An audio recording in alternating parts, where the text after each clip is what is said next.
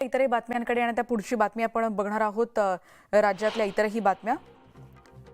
मराठा आरक्षणासाठी लढा देणाऱ्या मनोज जरांगे पाटील यांचं उपोषण 6व्या दिवशी सुरू आहे आणि वैद्यकीय उपचार घ्यायला त्यांनी नकार दिलाय। उपोषणामुळे जरांगे पाटील यांची प्रकृती खालावली आहे आणि त्यांनी नकार दिलाय उपचारांना, त्यामुळे आरोग्य पथक माघारी परतलंय। मराठा आरक्षणावर अजून कोणताही तोडगा निघालेला नाही आणि यामुळे राज्यभरात आंदोलन सुरू आहे।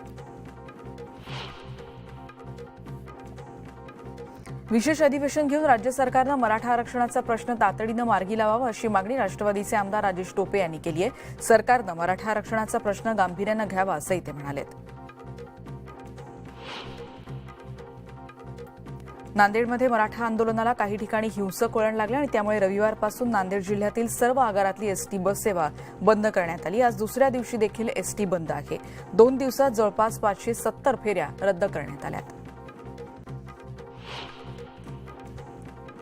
मराठा आरक्षणासाठीचं आंदोलन पेटलंय आणि आंदोलकांनी सोलापूर हैदराबाद राष्ट्रीय महामार्ग अडवलाय। यावेळी मराठा कार्यकर्त्यांनी महामार्गावर टायरही पेटवलेत। महामार्गावरची वाहतूक विस्कळीत झाली आहे। मराठा आरक्षणाचा प्रश्न तात्काळ निकाली काढा अशी मागणी यावेळी करण्यात आली।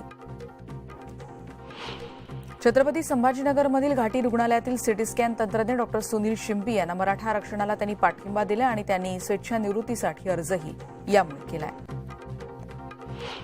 बीडच्या माजलगावमध्ये मराठा आरक्षण बंदला हिंसक वळण लागले। राष्ट्रवादी काँग्रेसचे नेते अजित पवार गटाचे आमदार प्रकाश सोळंके यांच्या घरावर मराठा तरुणांकडून दगडफेक करण्यात आली। माजलगाव शहरातील सोळंके यांच्या घरावर ही दगडफेक करण्यात आल्याचं कळत आहे। पंढरपूरच्या शेळवे गावातील गावकऱ्यांनी कॅन्डल मार्च काढला। मराठा आरक्षणाच्या विरोधात असणाऱ्या गुणरत्न सदावर्तेंच्या पुतळ्याचं दहन करून यावेळी निषेध करण्यात आला। अयोध्येत प्रभू श्रीरामाच्या मंदिराचं काम जलद गतीनं सुरू आहे आणि हे काम आता अंतिम टप्प्यात आलंय। 22 जानेवारीला पंतप्रधान नरेंद्र मोदींच्या हस्ते राम मंदिराचं लोकार्पण होणार आहे। पंढरपूरच्या अर्बन बँकेविरोधात माजी नगराध्यक्षांनी लाक्षणिक उपोषण केलंय। भागधारकांना लाभांश द्यावा आणि बँकेच्या एटीएममधून गहाळ झालेल्या 4 कोटींची चौकशी करावी अशी मागणी यावेळी करण्यात आली।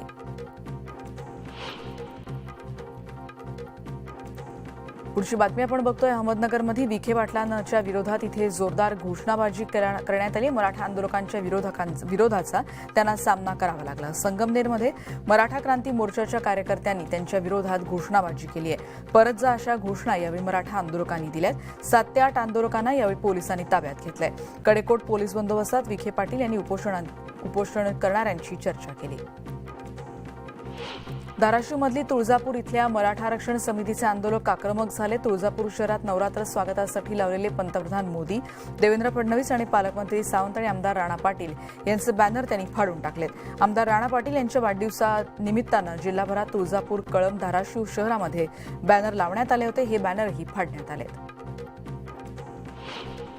बीड जिल्ह्यामध्ये सलग दुसऱ्या दिवशी एसटी सेवा ठप्प आहे, त्यामुळे प्रवाशांचे हाल होत आहेत। मराठा आरक्षणाच्या आंदोलनाला हिंसक वळण लागल्यामुळे आंदोलकांनी एसटी बसची जाळपोळ केली आणि तिकडे दगडफेकही केली होती। सुरक्षेच्या कारणास्तव एसटी सेवा त्यामुळे बंद करण्यात आली। कोल्हापूर जिल्ह्यातल्या वाघवे गावात कॅन्डल मार्च काढण्यात आले आणि त्यामध्ये लहान मुलांनी देखील सहभाग घेतला होता। एक मराठा लाख मराठाच्या घोषणा यावेळी देण्यात आल्या। बीडच्या माजलगाव तालुक्यात याच मुद्द्यासाठी कडकडीत बंद पाळण्यात आलाय। मराठा समाजानं रस्त्यावर उतरत सरकार विरोधात संताप व्यक्त केलाय। सोलापुरातील मोहोळ तालुक्यात अंकोली गावामध्ये 85 वर्षाच्या वयोवृद्ध व्यक्ती देखील मराठा आरक्षणाच्या मागणीसाठी त्यांनी उपोषणाला सुरुवात केली आहे। कुठल्याही परिस्थितीत मराठा समाजाला आरक्षण मिळालंच पाहिजे, तेव्हाच उपोषण सोडू असा निर्धार त्यांनी केलाय। जालन्यातल्या एसटी महामंडळाला या मराठा आंदोलनाचा मोठा फटका बसतोय, कारण मराठा समाजाकडून ठिकठिकाणी आंदोलन केलं जात आहे। रामनगर इथे आंदोलनादरम्यान 2 एसटींची तोडफोड करण्यात आली होती, त्यामुळे नुकसान टाळण्यासाठी जालना आगारातील सर्व बसेस आज बंद ठेवण्यात आल्या आहेत।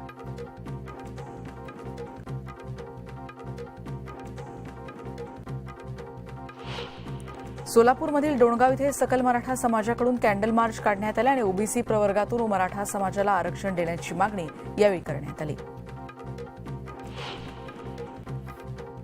अकोल्याच्या पातूर तालुक्यामध्ये चरणगावात साखळी उपोषण केलं जाते। आरक्षणाच्या मागणीसाठी इथल्या राजकीय नेत्यांना गावबंदीचे फलक लावण्यात आले। आरक्षणासाठी मराठा समाज आक्रमक झाल्याचं चित्र इथेही दिसतंय। बीडच्या वडवणीमध्ये मराठा आरक्षणासाठी पुकारलेल्या बंदला हिंसक वळण लागले आणि त्यामुळे बीड परळी राष्ट्रीय महामार्गावर रास्ता रोको करण्यात आला। यावेळी झाडाचं खोड जाळून इथे टायर रस्ता अडवण्यात आला आणि त्यामुळे बीडहून परळीकडे जाणारी वाहतूक ठप्प झाली. मालेगावमध्ये संभाजीनगर पुणे महामार्गावर देखील रास्ता रोको करण्यात आला. सकल मराठा समाज रस्त्यावर उतरला आणि महामार्गावरची वाहतूक ठप्प झाली.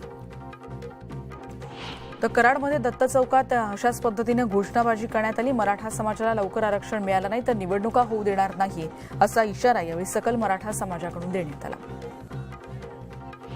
धाराशिवमधील कळंब शहर आणि कळंब तालुका परिसरात बंद पुकारण्यात आला. व्यापाऱ्यांनी या बंदला प्रतिसाद दिलाय. धाराशिव शहरामध्ये एक दिवसीय उपोषण आणि रास्ता रोकोही करण्यात आला. मराठा आरक्षणासाठी नांदेडच्या जिल्हाधिकारी कार्यालयासमोर इथे सकल मराठा समाजाकडून साखळी उपोषण सुरू करण्यात आलं. कीर्तनाचंही इथे आयोजन करण्यात आलं होतं. या माध्यमातून प्रबोधनही करण्यात आलं.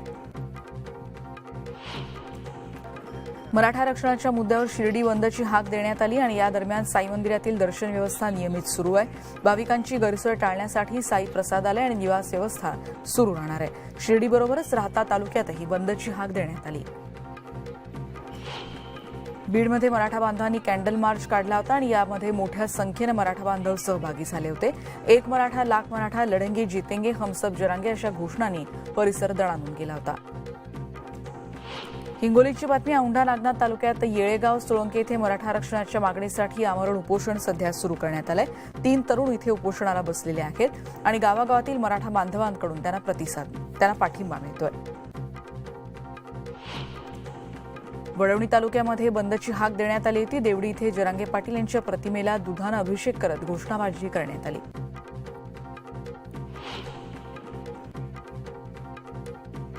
बातमी. उल्हासनगरमध्ये आरक्षणासाठी मराठा समाज इथे देखील आक्रमक झालेला आहे आणि भाजपचे प्रदेशाध्यक्ष चंद्रशेखर बावनकुळे उल्हासनगरच्या दौऱ्यावर असताना त्यांचा निषेध नोंदवण्यासाठी मराठा कार्यकर्ते गोल मैदान परिसरात एकत्र आले होते. पोलिसांनी त्यांना ताब्यात घेतलं. शासन आपल्या दारी या कार्यक्रमासाठी मुख्यमंत्री एकनाथ शिंदे यवतमाळ दौऱ्यावर आहेत आणि त्यांच्या स्वागताचे मोठमोठे बॅनर लावण्यात आले. पालकमंत्री संजय राठोड यांचा फलक देखील इथे लावण्यात आलाय. मात्र त्या भागाच्या खासदार भावना गवळी यांचा इथे फोटो नाही. उजव्या बाजूला प्रवेशद्वारावरच खासदार भावना गवळी यांचा बॅनर लावण्यात आलाय. पण यामध्ये पालकमंत्री संजय राठोड यांचा फोटो नसल्याचं कळतंय. गोंदियातल्या 4 ग्रामपंचायतींच्या सार्वत्रिक आणि 10 ग्रामपंचायतींच्या पोटनिवडणुका होत आहेत. यासाठी उमेदवारी अर्ज मागे घेण्याचा टप्पा आता आटोपलाय. निवडणुकीचं चित्र यामुळे स्पष्ट झालंय. 7 दिवसांवर मतदानाचा टप्पा आलाय आणि उमेदवारांनीही आता मैदानात उतरून प्रचार सुरू केलाय. बातमी मुक्ताईनगरची आहे. पीक विम्यासाठी मुदतवाढ देण्याची मागणी इथे करण्यात आली आणि इथे मुक्ताईनगरमध्ये गेल्या वर्षाची पीक विम्याची नुकसान भरपाई तात्काळ अदा करावी आणि चालू वर्षाचा पीक विमा काढण्यासाठी 15 दिवसांची मुदतवाढ द्यावी अशी मागणी खासदार रक्षा खडसे यांनी केली. कृषीमंत्री धनंजय मुंडे यांच्याकडे त्यांनी ही मागणी केली. बातमी लासलगाव बाजार समितीतली आहे. कांद्याच्या दरात घसरण झाल्याचं पाहायला मिळते. सरासरी दरात क्विंटल मागे 100 रुपयांची घसरण झाली आहे. एका आठवड्यात कांद्याचे दर क्विंटल मागे 575 रुपयांनी कमी झालेत. मनमाडसह नाशिक जिल्ह्यातील बहुतांश बाजार समित्यांमध्ये कांद्याला 4700 रुपये दर मिळतोय. जळगावच्या रावेरमध्ये सोयाबीनच्या उत्पादनात मोठी घट झाली आहे. चांगला दर मिळण्याची अपेक्षा असताना सोयाबीनला प्रति क्विंटल किमान 3800 ते 4600 रुपये दर मिळतोय. उत्पादन खर्चही निघत नसल्यामुळे शेतकरी हैराण झालाय.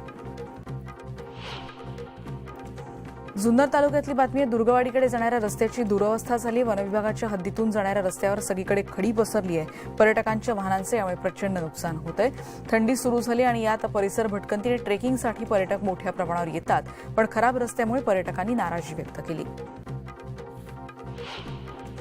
भंडाऱ्यातली बातमी. खराडी खरवी शेतशिवारात बिबट्याची दहशत आहे आणि रानडुकरांची शिकार तिथे केली आहे. त्यामुळे परिसरात दहशत आहे.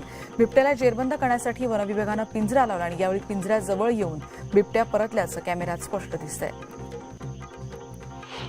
छत्रपती संभाजीनगरमधल्या घाटी रुग्णालयावरच्या आरोग्य सेवेचा ताण कमी करण्यासाठी महापालिकेच्या आरोग्य विभागाकडून चिकलठाण्यामध्ये 350 खाटांचं रुग्णालय सुरू करण्यात येणार आहे. शासन आदेशानुसार 17 ठिकाणी आपला दवाखाना, 6 UCSC केंद्र आणि 8 पॉलिक्लिनिक सुरू करण्यात येणार असल्याची माहिती वैद्यकीय अधिकारी डॉ. पारस मंडले यांनी दिली.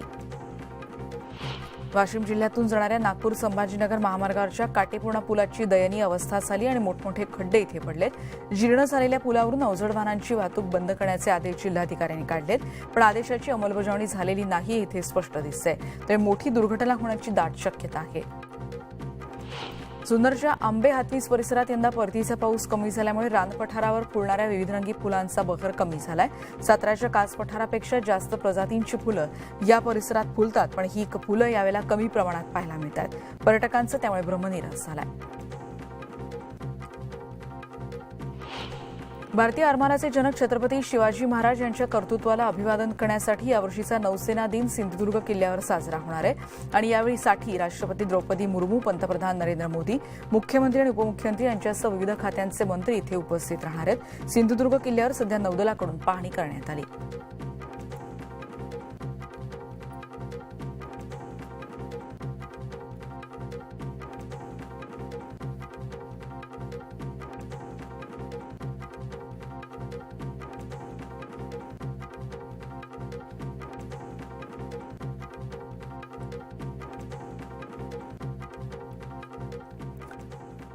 मराठा आंदोलनासंदर्भातल्या एका बातमीसाठी